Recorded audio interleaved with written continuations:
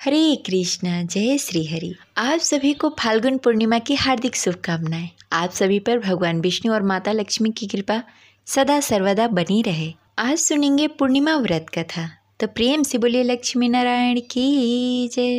हिंदू धर्म में पूर्णिमा तिथि का विशेष महत्व होता है, लेकिन फाल्गुन पूर्णिमा बेहद ही खास होती है, क्योंकि फाल्गुन पूर्णिमा बुराई पर अच्छाई की जीत के प्रतीक के रूप में मनाया जाता है। इस दिन होलिका दहन की जाती है और उसके अगले दिन रंग और गुलाल के साथ धूमधाम से होली मनाई जाती है। पूर्णिमा के दिन भगवान विष्णु और माता लक्ष्मी की विशेष करके पूजा आराधना की जाती है, स्नान दान किया जाता है और व्रत रखा जाता है और संध्या के समय अर्घ देकर अपना व्रत पूरा किया जाता है। लेकिन व्रत के साथ व्रत कथा सुनना बेहद ही जरूरी होता है, क्योंकि व्रत कथा के बिना व्रत अधूरा माना जाता है। तो आइए सुनते हैं पूर्णिमा के दिन सुने जाने वाली पूर्णिमा व्रत कथा। तो प्रेम से बोलिए लक्ष्मी नारायण की जय। जय श्री हरि। पौराणिक कथा के अनुसार द्वापर युग में एक बार माता यशोदा ने अपने पुत्र भगवान श्री कृष्ण से कहा, हे कृष्ण, तुम संसार के रचयिता और पालनहार हो। आज मुझे कोई ऐसा उपाय बताओ जिसे करने से स्त्रियों को सौभाग्य की प्राप्ति हो, साथ ही उसकी सभी मनोकामनाएं पूर्ण हो जाए। तब भगवान श्री कृष्ण ने कहा, हे माता, तुमने अति सुंदर प्रश्न किया है। मैं तुमसे ऐसे ही व्रत को सविस्तार कहता हूँ, ध्यान पूर्वक सुनो। सौभाग्य की प्राप्ति के लिए स्त्रियों को 32 पूर्णमासी का व्रत करना चाहिए। इस व्रत को करने से स्त्रियों को सौभाग्य और संपत्ति मिलती है। यह व्रत अचल सौभाग्य देने वाले एवं भगवान शिव और माता पार्वती के प्रति मनुष्य के अंदर भक्ति को बढ़ाने वाली है। यशोदा जी कहने लगी, हे कृष्ण, सर्वप्रथम इस व्रत को मृत्युलोक में किसने किया था? इसके विषय में विस्तार पूर्वक बताओ। भगवान श्री कृष्ण कहने लगे कि इस भूमंडल पर अनेक प्रकार के रत्नों से परिपूर्ण कातिका नामक एक नगरी में, वहाँ चंद्रहांस नामक राजा राज्य करता था।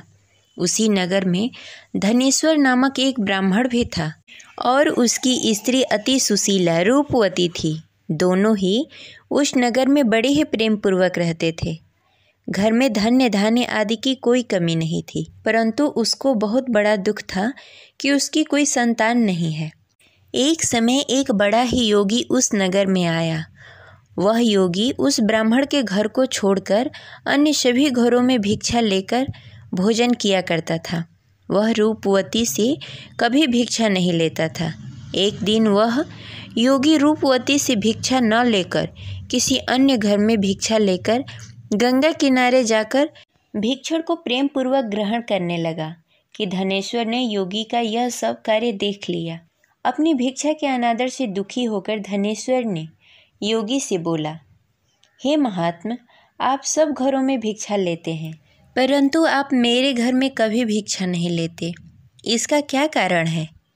योगी ने कहा, निसंतान के घर से भिक्षा लेकर पतितों के अन्न से तुल्य होती है, और जो पतितों का अन्न खाता है वह भी पतितो हो जाता है। क्योंकि तुम निसंतान हो, इसलिए पतित हो जाने के भय से मैं तुम्हारे घर से भिक्षा नहीं लेता। धनेश्वर योगी की यह बात सुनकर बहुत दुखी हुआ और हाथ जोड़कर योगी के पैरों में गिर गया और कहने लगा, हे महाराज, यदि ऐसा है तो आप पुत्र प्राप्ति का उपाय बताएं। आप सर्वज्ञानी हैं, मुझ पर कृपा करें।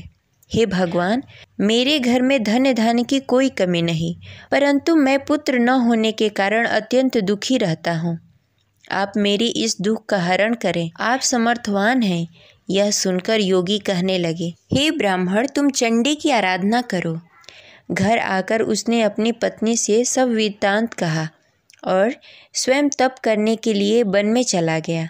वन में जाकर उसने चंडी की उपासना की और उपवास किए। चंडी ने 16वें दिन उसको स्वप्न में दर्शन दिया और कहा, हे धनेश्वर, जा, तेरे घर में पुत्र होगा, परंतु वह 16 वर्ष की आयु में मृत्यु को प्राप्त हो जाएगा।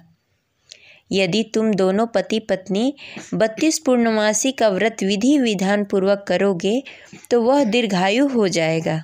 जितनी तुम्हारी सामर्थ्य हो, आटे के दिए बनाकर शिव जी भगवान का पूजन करना, परंतु पूर्णमासी का व्रत 32 होने चाहिए। प्रातःकाल होने पर इस स्थान के समीप तुम्हें एक आम का वृक्ष दिखाई देगा। उस पर चढ़कर एक फल तोड़कर शीघ्र ही अपने घर चले जाना और अपनी पत्नी से सब वेदांत कहना। ऋतु स्नान के पश्चात वह स्वच्छ होकर श्री शंकर भगवान का ध्यान करके उस फल को खा लेगी। भगवान शिव की कृपा से उसे गर्भ हो जाएगा।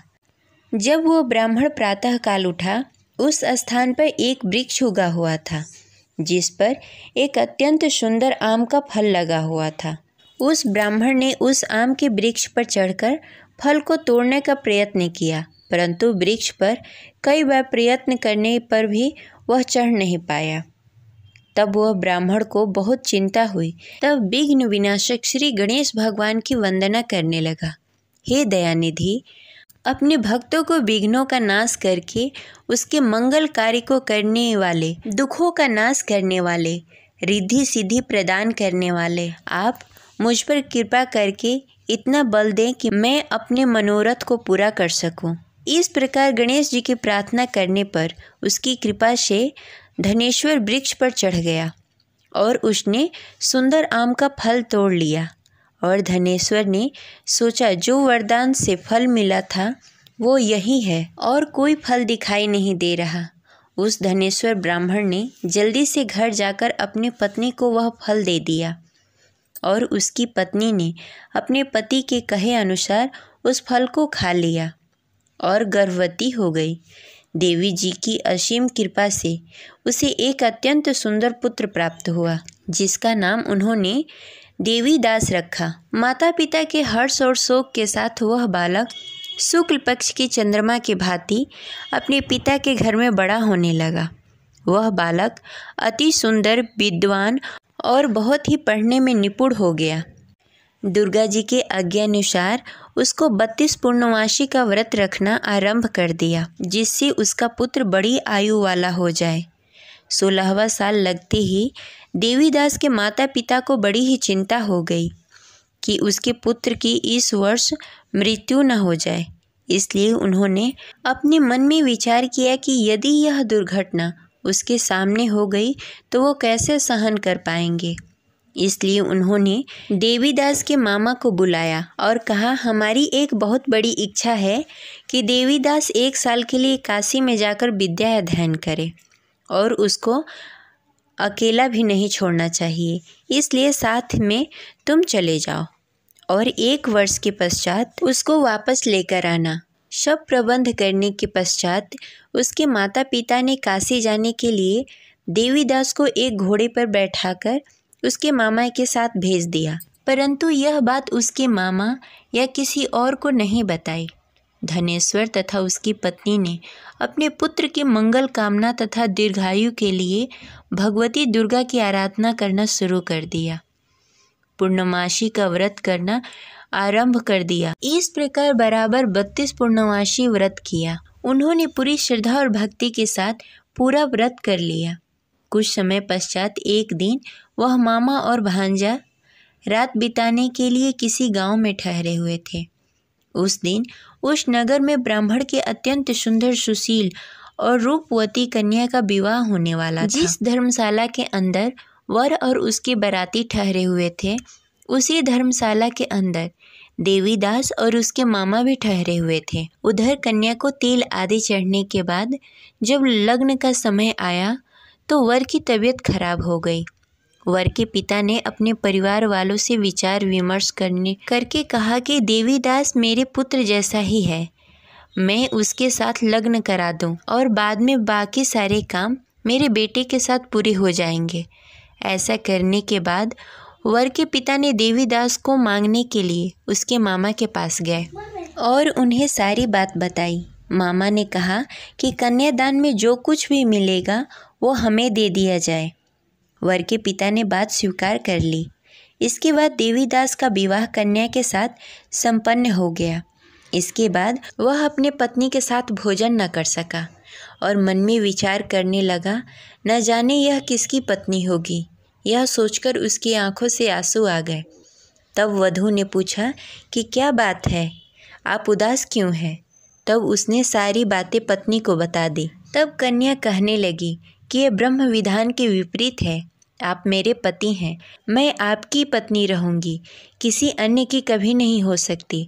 तब देवीदास ने कहा, ऐसा मत करिए, क्योंकि मेरी आयु कम है, मेरे बाद आपका क्या होगा। लेकिन उसकी पत्नी नहीं मानी और बोली, स्वामी आप भोजन करिए। दोनों रात में सोने के लिए चले गए। सुबह देवीदास ने पत्नी को 4 नगों से जड़ी एक अंगूठी दी और एक रुमाल दिया और बोला, हे प्रिय, इसे ले लो, संकेत समझकर स्थिर चित्त हो जाओ। मेरे मरण जीवन के जानने के लिए एक पुष्प वाटिका बना लो, उसमें सुगंधित पुष्पों को उगा लो, उसमें प्रतिदिन जल देना और खेलते कूदते रहना। जिस समय और जिस दिन मेरा प्राण प्राणांत होगा, उस दिन यह पुष्प सूख जाएंगे।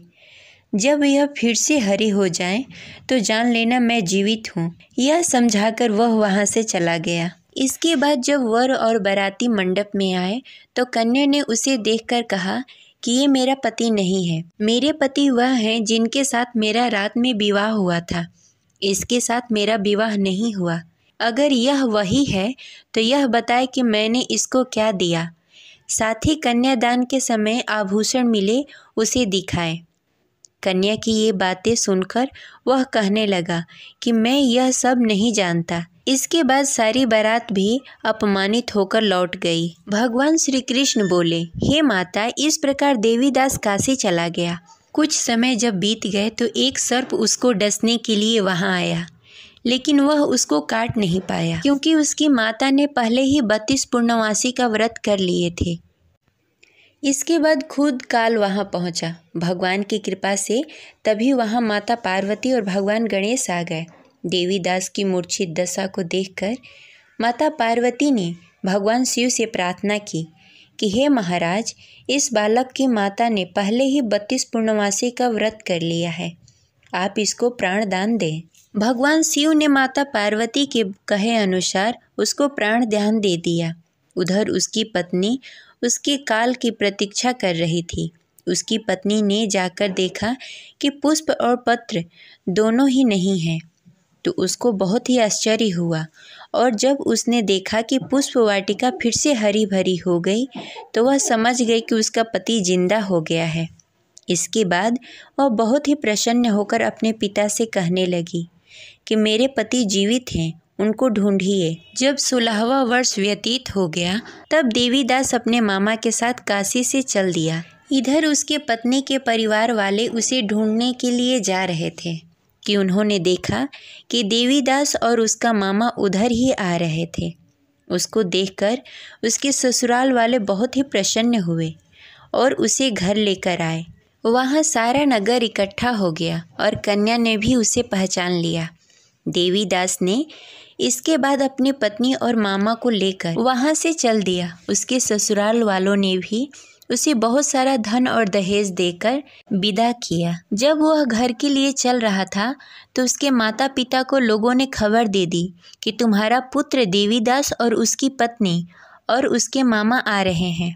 ऐसा समाचार सुनकर पहले तो उन्हें विश्वास नहीं हुआ, लेकिन जब देवीदास आकर अपने माता पिता का पैर छुआ, तो देवीदास के माता पिता ने उसका माथा चूम लिया और दोनों को अपने सीने से लगा लिया। दोनों की आने की खुशी में धनेश्वर ने बहुत सारा धन ब्राह्मणों को दान में दिया और हंसी खुशी रहने लगे।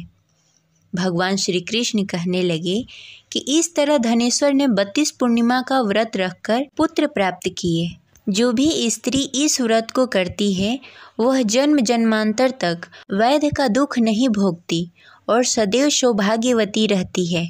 यह मेरा वचन है।